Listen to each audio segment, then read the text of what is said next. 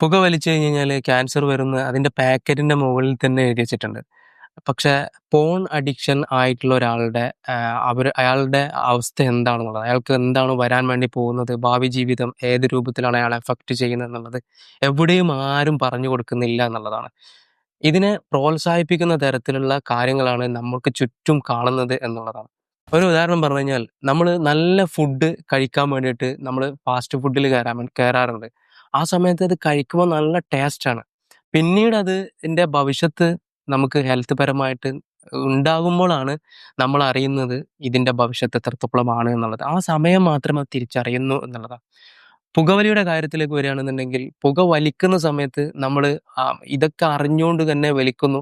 പിന്നീട് അവസാനം ചുമച്ച് ചുമച്ച് ഒരു വല്ലാത്ത അവസ്ഥയിലിരിക്കുന്ന ഒരുപാട് ആളുകളെ ഞാൻ കണ്ടിട്ടുണ്ട്. അങ്ങനെ ഇരിക്കുന്ന ആ ഒരു അവസ്ഥയിലാണ് അവര് ചിന്തിക്കുന്നതിന്റെ ഭവിഷ്യത്ത് എത്രത്തോളമാണെന്നുള്ളത്.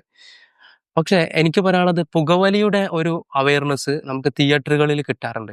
അപ്പോൾ പോൺ അഡിക്ഷനെ സംബന്ധിച്ചിട്ട് അത് ഏറ്റവും വലിയ, ഇതിനേക്കാളൊക്കെ വലിയ ഒരു അഡിക്ഷൻ ആണ് എന്നുള്ളത് തിരിച്ചറിയണം.